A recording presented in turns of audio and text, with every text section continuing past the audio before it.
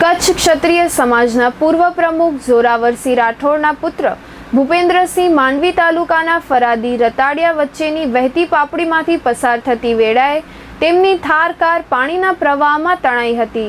આ દરમિયાન તેમની સાથે રહેલા ભુજના અજીતસિંહ પૃથ્વીસિંહ જાડેજા કારમાંથી બહાર નીકળી જાળી પકડી લેતા તેમનો બચાવ થયો હતો, જ્યારે ભૂપેન્દ્રસિંહ થાર કાર સહિત પાણીના વહેણમાં થાર સહિત તણાઈ ગયા હતા।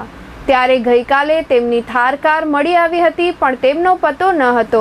ત્યારે આજે વહેલી સવારે રામણિયા નજીકથી તેમનો મૃતદેહ મળી આવ્યો છે। કચ્છના સામાજિક અગ્રણી એવા જોરાવરસિંહ રાઠોડ પરિવાર પર વજ્રઘાત આવી પડ્યો છે, ત્યારે તેમના નિવાસ સ્થાને આ દુઃખની ઘડીમાં હૂંફ આપવા મોટી સંખ્યામાં લોકો આવી રહ્યા છે। એનડીઆરએફ, સ્થાનિક વહીવટીતંત્ર તેમજ આસપાસના ગામના રહેવાસીઓએ સ્વર્ગીય ભૂપેન્દ્રસિંહજીને શોધવા માટે જહેમત ઉઠાવી હતી, ત્યારે આજે સવારે તેમનો મૃતદેહ મળી આવ્યો હતો।